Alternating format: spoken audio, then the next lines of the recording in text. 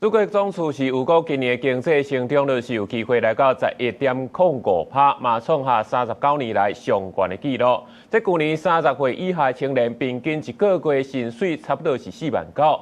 這專家是認為講，咱經濟成長率主要攏是靠 AI 甲半導體去經的，唔通干那看這數字水爾，也要注意好野殺甲社會福利的問題。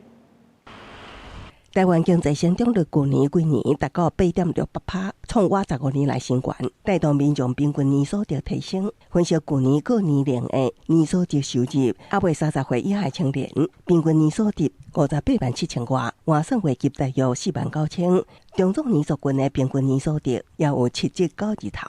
如果是做那種可能櫃檯或一些比較簡單的，那月薪可能就還是3萬多吧。起薪好像一開始沒有，就是比較無感，就是沒有想象中高。民眾感覺無同行業別，薪水待遇真無同。依主計總處公布今年1到6月受雇員工，經常性薪水平均數每月51888塊，也毋過有7成員工攏領袂到平均數。結果平均數的行業別，有數餐飲甲美容美髮業月入攏無超過38000，關過平均數行業別，有出版影音甲資通訊、參金融保險業月入攏超過70000。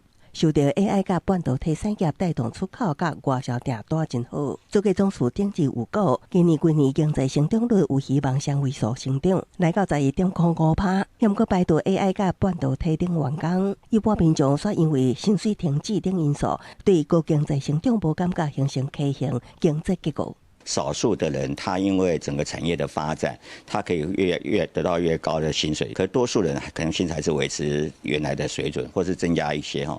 那這個所造成的結果就是所謂的相對剝奪感，很可能就會造成很多人就想往那些高薪的產業去集中。專家建議要改善畸形經濟引起的好價善差期較大，呼籲政府為社會福利加稅制來做。